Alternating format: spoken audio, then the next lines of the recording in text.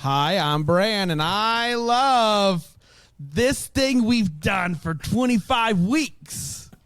I'm Alonzo, and I love that we made 25 weeks of Christmas movies happen. And this is the Deck the Hallmark podcast.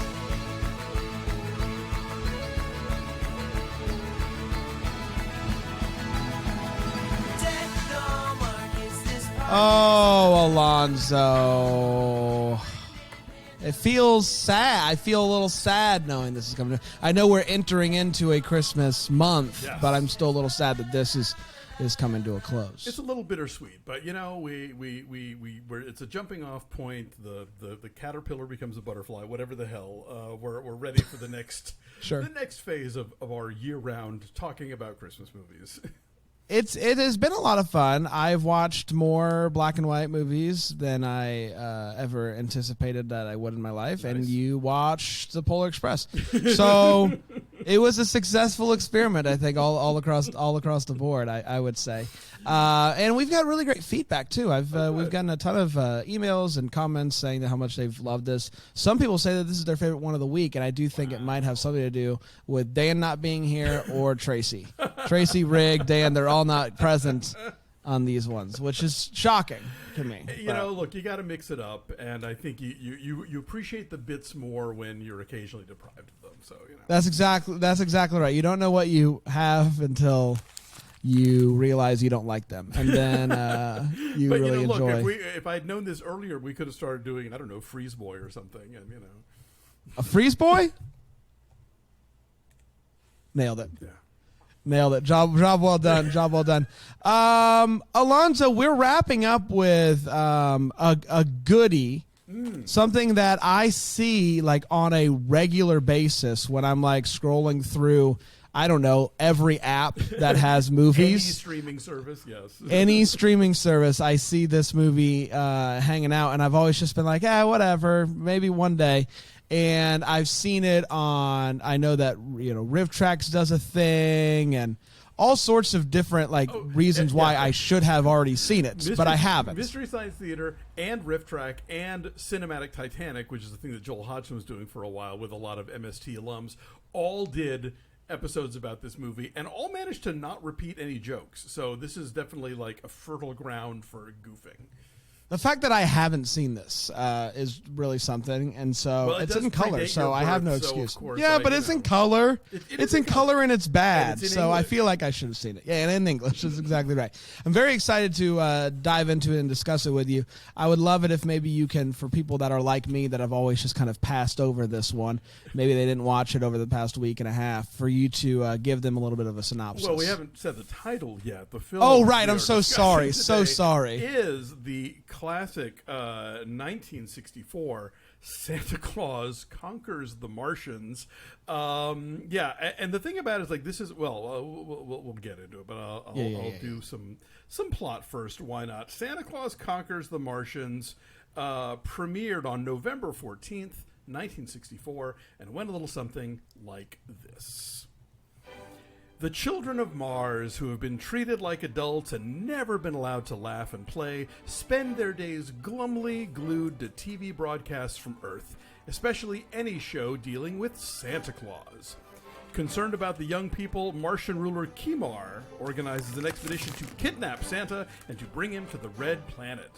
Clumsy Droppo tags along, and the Martians also wind up kidnapping Earth kids Billy and Betty for their valuable Santa-related intel. Back on Mars, the evil Voldar tries to eliminate Santa, but accidentally makes off with Droppo instead, dressed in the red suit. Santa eventually realizes that Droppo can become the new Martian Santa, so the jolly old man bids farewell to the kids of Mars, including Kimar's daughter Gurmar, played by Pia Zadora, more on that in a moment, and returns to Earth with Billy and Betty, and that, my friends, was Santa Claus. Santa Claus conquers the Martians. That's exactly right. We did it. Well done. Let's take a quick break. We'll come back. We'll break down this quote-unquote film after this here on Deck the Hallmark.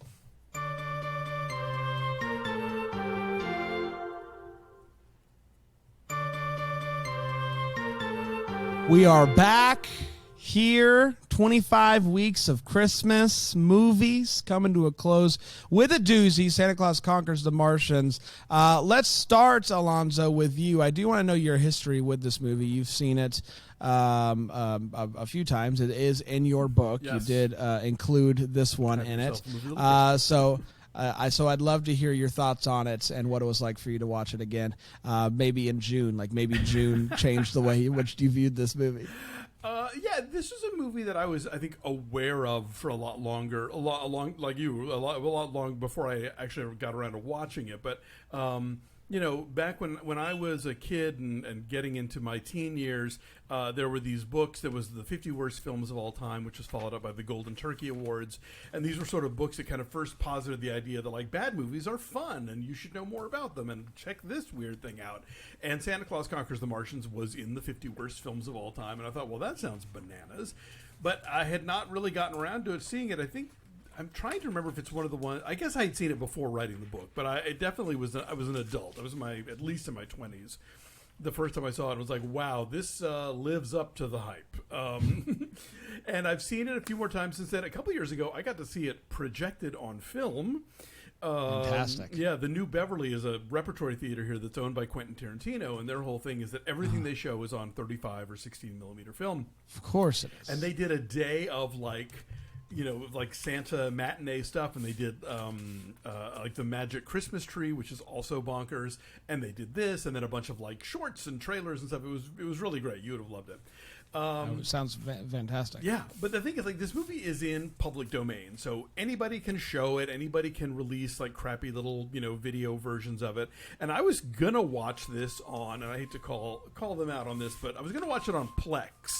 Right. Which we were talking about recently, and it's garbage day. I hope it's garbage day. Sorry. It's good to be back. Good to be back. Anyway, I was gonna watch it on Plex, and the opening credits I could already tell were chopped up, just big chunks were missing from it. I was like, no, interesting. No, I cannot. I don't know how bad a print is or how cheaply they got it. So I looked in my closet of Christmas movies, and of course, I have the Blu-ray, so of course you have the Blu-ray. I watched the Blu-ray, and what's wild about this movie that really hits me harder each time I watch it is that it is like watching somebody's third grade play made into a film.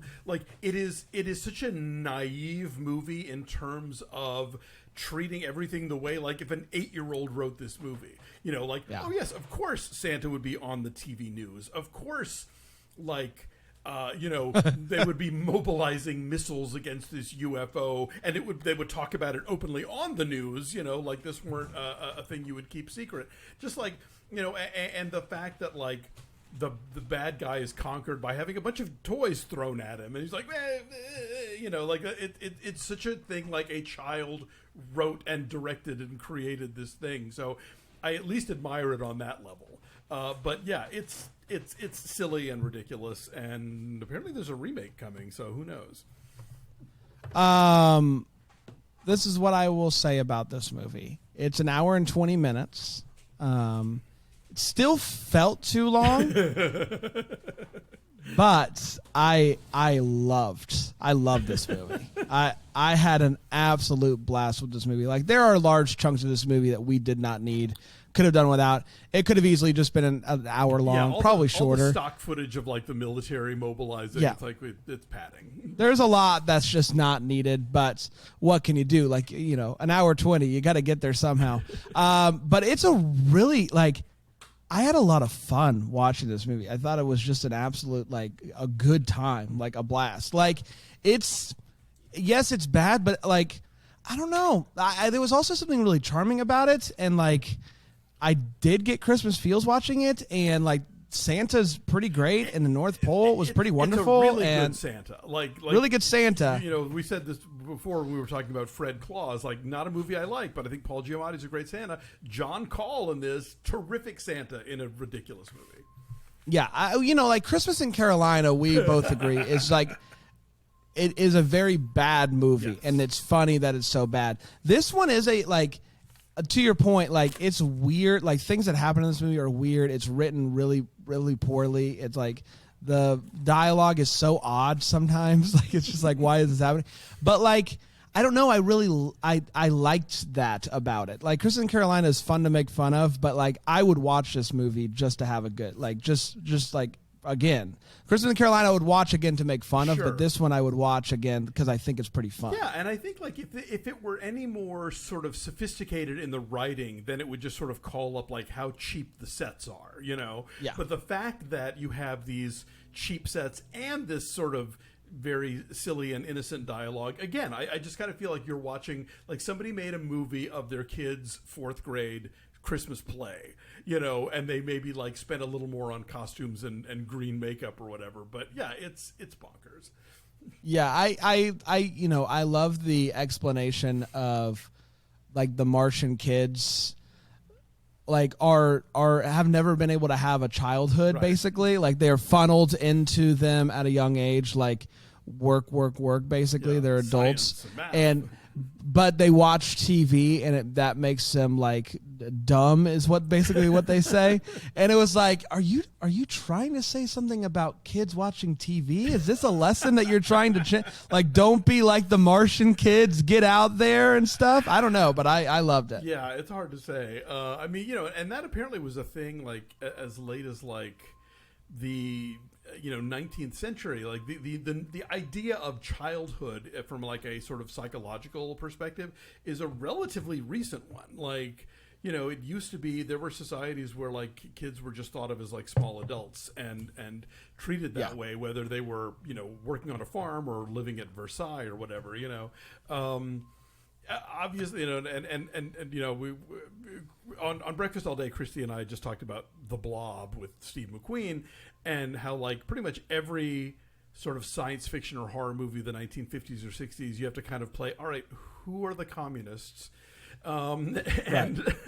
I guess it's hard to say because like Voldar is very against the idea of like fun.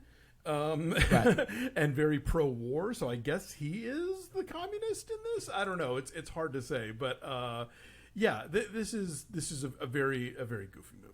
Now, one thing I going back to the kid thing. So they go like early on, realizes that the kids are like sad or like not fully with it, watching too much TV, and they go to this like old being. Yes. Is that it? Like, Cho-Cho. What is that? Is that a ghost? What is this He's guy? like, I think he's like just to be like the old wise hermit who lives in the woods, who they consult with. So he, so he for years now has figured out like kids need to have a childhood basically. Yes. And it's like now I can finally tell you about this. You know? Yes, finally yes. I do love that the thing that the kids are watching to make them dumb is the news. Like yeah, accurate.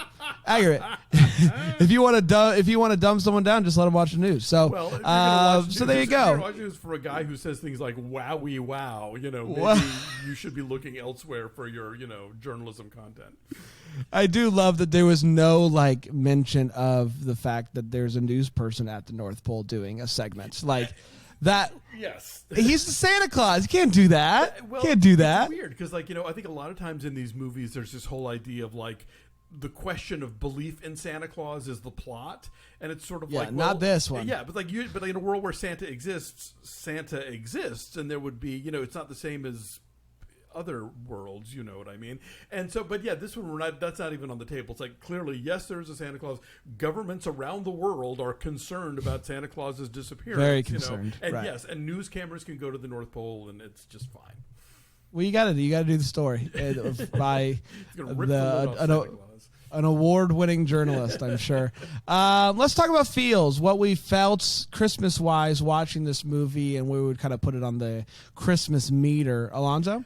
You know, I think you're right. It's a pretty good North Pole, given the budget of the film. Certainly, you know I don't know if you know this. Those guns that the Martians shoot to make people freeze. That's an actual toy. It's the Whammo Air Blaster. Does it make that little noise? Yes. Like, it's just like. Yeah, fantastic. Christmas-wise, I mean, pretty much it's all on the shoulders of John Call as Santa Claus, but he's terrific. And so I would say this is a solid 6. You know, I mean, they don't do a lot of like decorating of Mars. You don't see any like, you know, right. trees or garland or whatever. But yeah, I think that I like the Santa in this movie, and he's very jolly, and the whole thing is about the power of Christmas and bringing Christmas to Mars and stuff. So, you know, yeah. And we get some snow, sure, which coconut, which works. Whatever it is, yeah. I agree. I thought the Santa was fantastic. I love the fact that he either was wearing short sleeves or he had his sleeves rolled up because he's getting in the weeds there. You know, he's doing the work. So that I thought was delightful. You know, you had things like Santa, once his wife was frozen, being like, you know what, not so bad. Yeah. So you had that to deal with. You know what, maybe she could stay frozen a little longer. Yeah. So the Santa was fantastic. The snow was good. So yeah, I think 6 is fair. I was surprised, you know, after watching, I was expecting this to be more like Santa Claus, the movie that we watched. The Mexican one, yes. Yes. Where I did not like it, and it made me feel weird, and I did not get a lot of Christmas feels. And so this one, I was expecting that, and I didn't get that from this one. This one actually made me feel Christmassy. Would you show this to your kids? I mean, no pressure. You say no if you don't want to. No, I'm just trying to figure out the age. Right now, it would scare them. I'm sure. The robot or the robot and the Martians and that whole thing. I do think so. Yeah, I don't know. Yeah, I would show it to him. I think. Yeah, why not? Why not? Comparisons. Something you would show that's kind of like this? Golly, this is kind of in a category of its own. I mean, maybe the Mexican Santa Claus. I wanted to throw out real quick, just there's a couple of people who went on to do other stuff from this. Uh-huh. So the guy who plays Droppo actually won a Tony in the 80s for a revival of the movie Anything Goes. And if you watched Sesame Street, this is right before your time. If you watch Sesame Street between 1984 and 1992, he played Uncle Wally. Okay, so, there you go. He definitely gives off like kids show energy. Yes, and then Pia Zadora, I could barely explain the crazy career of Pia Zadora. I urge you to Google her because she, when she was about like 18 or 19, she got involved with this older, very wealthy Israeli arms dealer named Meshulam Riklis. He owned at least one of the big hotels in Vegas, and she would perform there, and then he started like backing her in movies that were these really terrible but kind of hilarious sort of soft-core R-rated movies like Butterfly and The Lonely Lady. The Lonely Lady especially is hilarious. Butterfly, they used to be a category in the Golden Globes called for like Best Newcomer. And so she's up against people like Elizabeth McGovern in Ragtime and like, you know, Timothy Hutton in Ordinary People, and she won.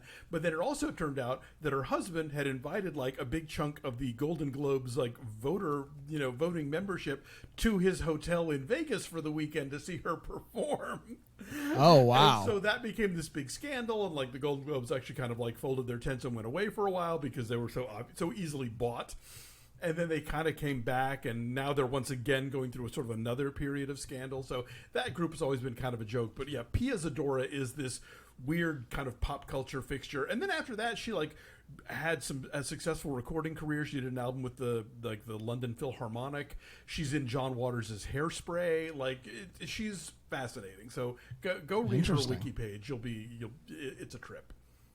Yeah, why not? You know, this for some reason, like the Santa Claus and his workshop, like gave me like old school. Who is it that made like You Were That Santa Claus? Oh, and Rankin Rudolph Bass. And Rankin Bass. Like it felt like Rankin and Bass, but in real life for some reason. If that makes sense. Yeah. Like I'm watching it and it kind of feels like that. And I think Rudolph premieres like a year after this. So interesting. Not that Rankin Bass was taking notes from Santa Claus. No, I think that they were. That's what you're saying. That's what you're saying. I'm just saying. At least we know the Santa Claus Conquers Martians wasn't ripping off Rankin Bass. There's a handful of Rankin Bass that I've still not seen to this day. They're not all great. They're not all great. They're not all great. So are you saying I've seen the ones that I need to see? I mean, not necessarily. I'm a big fan of "'Twas the Night Before Christmas," which is I've seen that one. A 2D animated one. It's not stop motion.